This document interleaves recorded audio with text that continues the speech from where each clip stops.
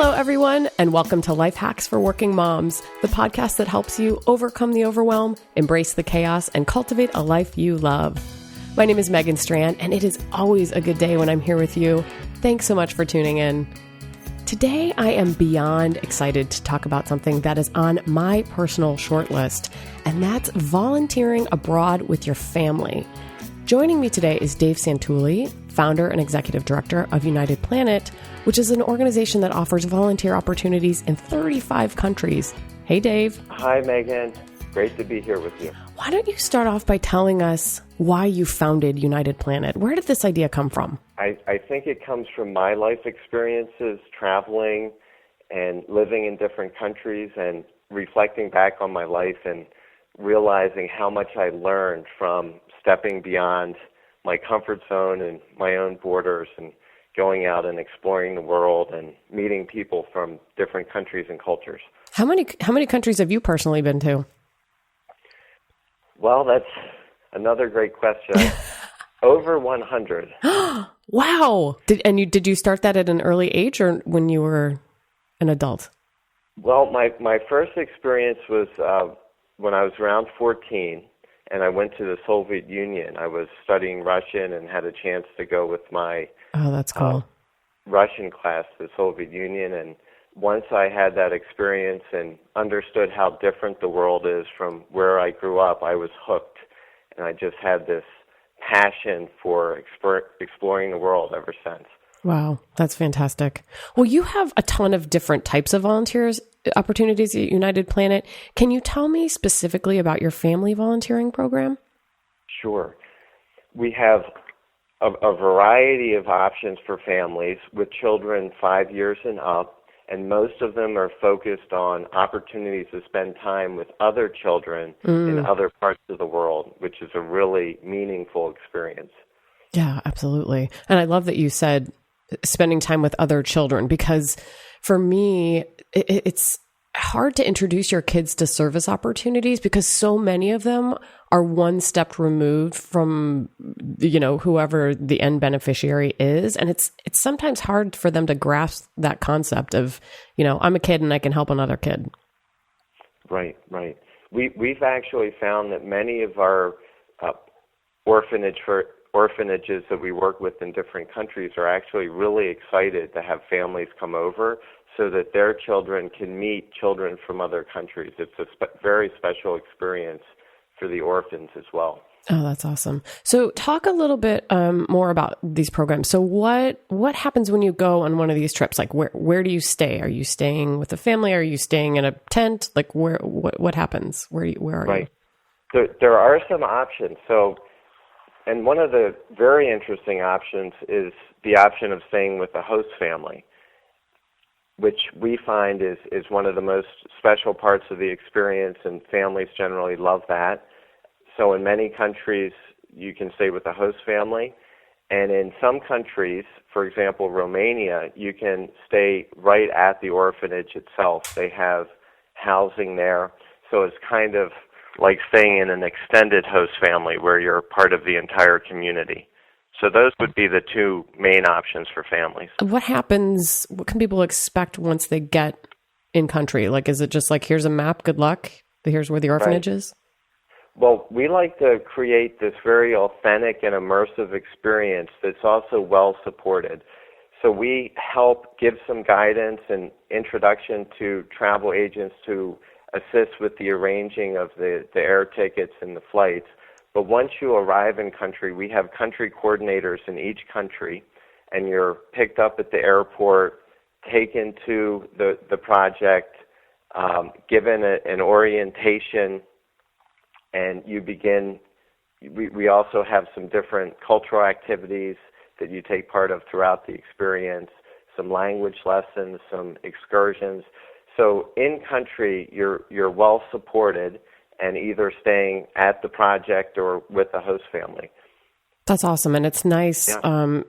I don't know. I mean, I'm a former Peace Corps volunteer, so I definitely, if it was just me going to do something like this, I'd be like, I don't need all this. But with my kids, I mean, you want to have that level, well, at least I do. You want to have that level of structure in place so that, yes, it's an adventure. Yes, you're going somewhere else, but you can rely on somebody else to kind of handle some of those logistics and, make sure you're well set up.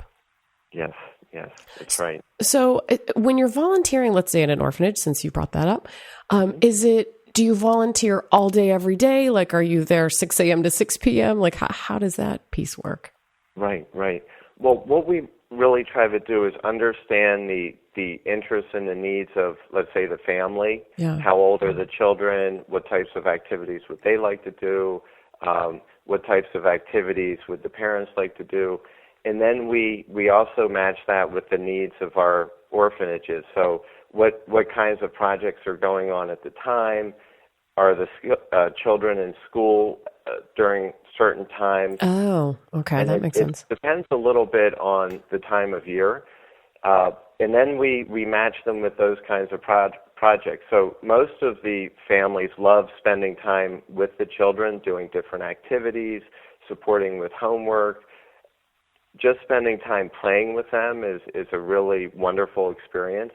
And then if the children happen to be in school during certain parts of the day, then there are other projects that they can usually do at the orphanage to help out in different ways. Awesome. And then, okay, when you look at your families that come through these programs, or just when you think about it in general, you said you take kids as young as 5, which is amazing, but what's kind of the ideal age for an experience like this? That is a really hard question because I think there's a value at each and every age, Sure. and it depends on the type of work. So it could really be, it probably depends on the kid, right? Yeah, and it depends on the kid, but I like to think around 10, 11, 12, 13, 14, those are great ages. Oh, bless you for saying that. That's exactly how old my kids are. So I'm Yeah. And, even at younger ages, just exposing them to a different culture, language, it's tremendous experience for the younger kids too. And it's just to share in this experience as a family is an amazing opportunity that really brings the family so much closer together as well. Yeah, I would imagine. So what I think, and I could be wrong, I think you offer volunteer opportunities of different lengths of time, like a week, 2 weeks, 3 weeks, a month. Right. What's the shortest amount of time you can do this for? And what's a typical length of time that people do this for? Like, what would you recommend? Sure. Well, we have short-term programs from 1 week to 12 weeks, and I would definitely recommend at least 10 days. 2 weeks would be ideal, even 3 weeks. But I think most people do it, especially families, for around 10 days to 2 weeks. And we even have 6 months and 1 year programs. That might be a bit long for a family unless they're ready to relocate. But we have a lot of individuals doing programs for that length as well. Sure. Well, so why do you say 10 days to 2 weeks? Well, I would say 10 days to 2 weeks, given the typical vacation time that people get here. Yeah. And in terms of what's doable, I would recommend as long as you could go as the ideal length of time. But I would recommend 10 days over 7 days so you have a little bit more time. Yeah. And ideally 2 to 3 weeks would be the best. But given people's vacation schedules, usually it's around 10 days or 2 weeks that they're able to do. Yeah, and I would imagine it probably takes you a week just to figure out where you are and what you're doing. Right, right. Depending on where in the world you go. Because tell us where these family opportunities are through your organization. Like, what countries could people potentially go to? Right. There are a variety of options, but we usually recommend Peru, Nepal, and Romania as some of the top options. Because of the relationships that you have there and the setup?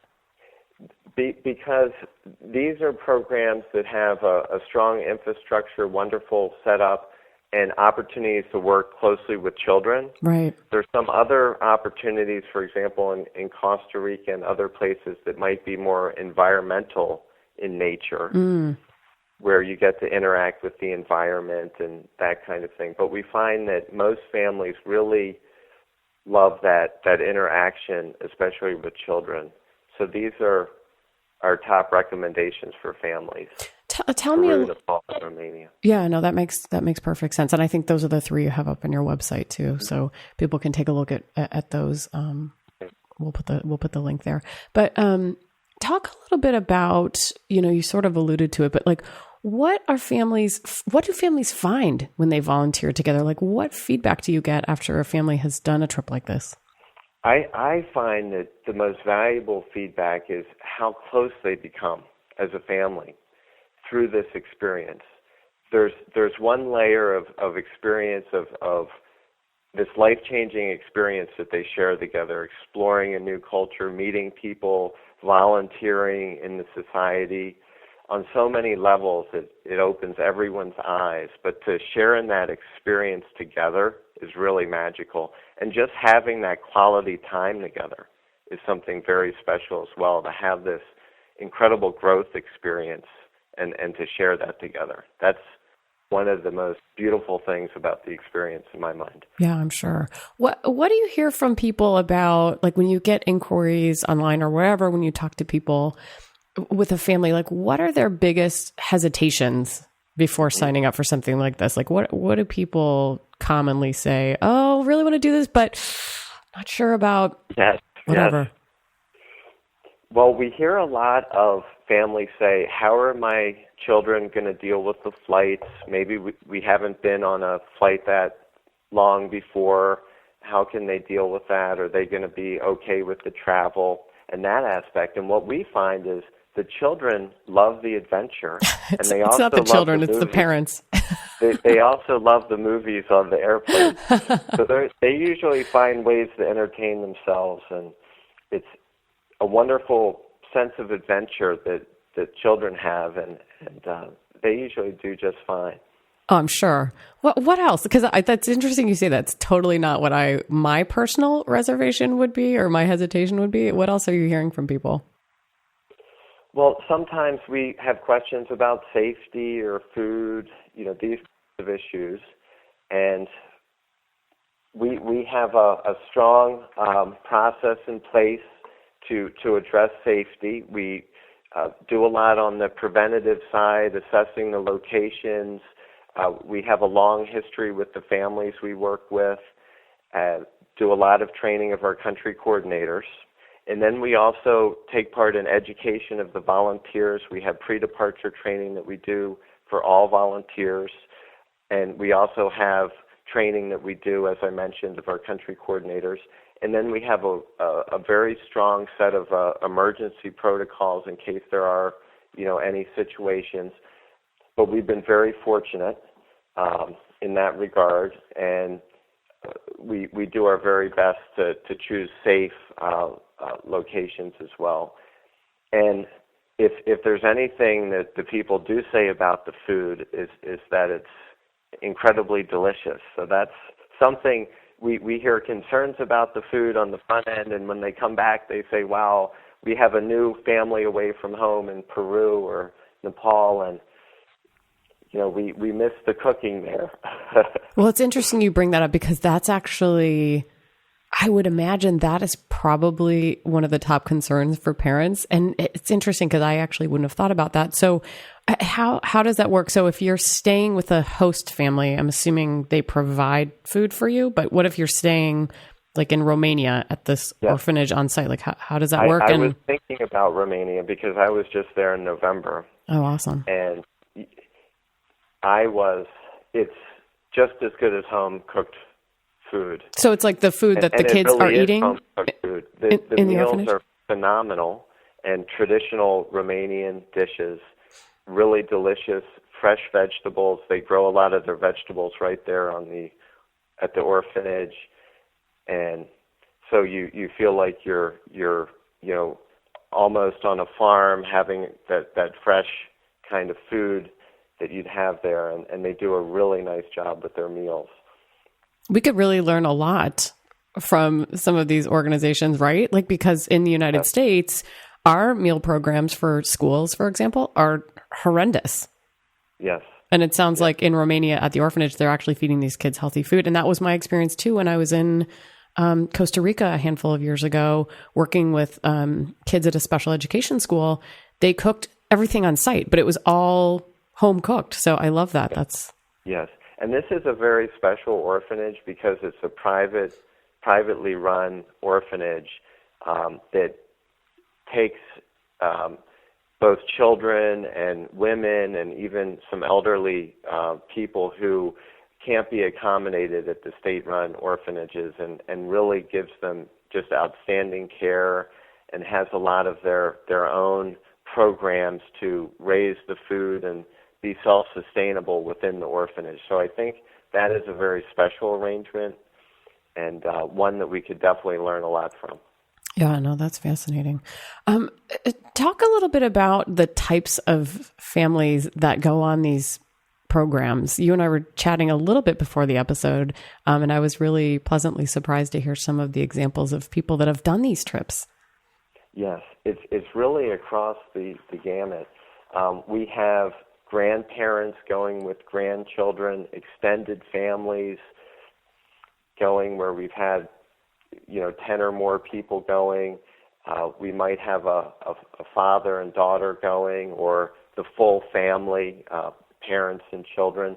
So it's really been a diverse range of opportunities, and it's kind of open to all those potential options. That's great. And because it's interesting. I feel like I'm a relatively open-minded person, but when I thought family volunteering, I thought, okay, me, my husband, and my 2 children, but I love that, grandparent, grandchild, or, maybe one parent, one child. That I just love that. And it sounds like you accommodate all types of people. I mean, it's interesting. What's the largest family group you're able to accommodate? Just out of curiosity. Not that I have a large family to bring, but. Well, we do accept groups, up to, right. 20 or so individuals. So you could even think about a family reunion, that kind of thing. I love it. There's an opportunity for that. Well, I'm glad you brought that up. We're multiple generations of grandparents, parents, and children. That's so cool. I'm glad you brought that up because I know that you do other types of volunteer programs specifically for teens and people in their gap years. So can you talk a little bit about that as well? Sure. We have programs for individuals as well, so students 15 years and up, and most of the students would do something during the summer, maybe during a winter break, and this is also a great time for families to do something like that. And we find that there's more and more of an interest for young people to go out and experience the world, broaden their global perspectives, and contribute and build that sense of civic responsibility. And I think that's what this kind of program does. It teaches us to appreciate what we have in our own lives, and also to understand that we have a responsibility to give back, and that giving back isn't just about a duty. It's something that can be one of the most fulfilling things that you could ever do in your life. And of course that goes for learning about other cultures and celebrating different cultures from around the world. Yeah, absolutely. It's such a powerful experience. Yeah. Going back to the gap year question, we have those shorter term programs, 1 to 12 weeks, but we also have 6-month and 1-year programs where students could and sometimes do take time before going to college, and sometimes even after college, as well as a option. So for the teen program, for example, first of all, what's the minimum age on that? Mm-hmm. We have some programs that are open to 15 and up, and then others are 16, and a few are open to students 17 and up. But the youngest age to go alone would be 15. Okay, that was my next question. If you go with your family, it's Five. Yeah. Right. Well, and that makes sense. So with the teen program, is that, are you placing them with other teens, or is it just, could they be by themselves in one of these programs? There's some different options there, and we have a special teen page on the website. Okay, I'll include that. One example of a project, which we're really excited about, is a Peru Leadership Through Service project, where we're going to have 3 days of leadership training, cross-cultural training in the United States. And then, as a group, they will go to Peru and have this program, and there'll be reflection throughout the program there. And that's something that we're very excited about. That's so cool. And then we have another program in China where students will be with students from China, and they will be teaching English. But there's also going to be a lot of sharing of cultures and mutual learning, in the sense that they're going to be learning a lot about the Chinese culture while teaching the Chinese young people English. So this is a really interesting program as well, open to students 16 and up. And then in Ecuador, we have a program that's 2 weeks. They spend 1 week in the cloud forest doing conservation work, and then another week in Quito working with educational projects and working with children. Wow. It's too bad you guys don't have much going on, Dave. I mean, holy cow. Jeez, that's awesome. It's like mini Peace Corps, the teen program. It is. And in fact, we've collaborated with the Peace Corps. Some of our volunteers have gone on to the Peace Corps after this experience. Sometimes the Peace Corps refers people to us if, individuals are looking for a shorter-term experience. And in fact, our global programs director is a former Peace Corps volunteer as well. Yay. So we have that spirit within us as well. That's very, very cool. So just logistically, going back to the family volunteer experience, because that's sort of the focus of our episode today, how much does one of these trips cost for the week? Like, let's just say the trip to Peru. And how is it priced? Is it priced by the week or by the person or both? Yes, it's priced by week and also by country. Okay. So it does vary. And we have different family discounts depending on the number of people enrolling and that kind of thing. Okay. And all of that information is on the website. But we try to do our best to, as a nonprofit organization, to make our programs fair and reasonable, but to also achieve the quality of program that we're trying to offer as an organization and make that a really special experience for everyone. And at the same time, do our best to offer some discounts for families as well. Fantastic.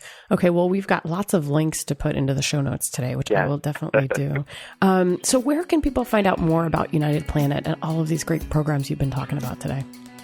Well, I would suggest the best way is on our website at unitedplanet.org. They could also follow us on Twitter at United Planet.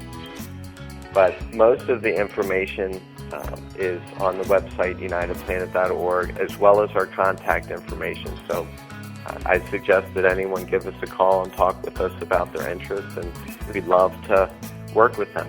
Excellent. Well, thank you so, so much. This is so fascinating, and I really want to do one of these trips with my family, so thank you so, so much for joining on this episode today. And of course, you can find Life Hacks for Working Moms at the website, LH4WM.com, or on iTunes. Do recommend you subscribe to the podcast so you don't miss an episode. If you like this episode, please also review the episode on iTunes. That helps a lot as well. So on behalf of Dave and myself, I'd like to thank you so, so much for joining us today for this episode of Life Hacks for Working Moms, and I'll talk to you next time.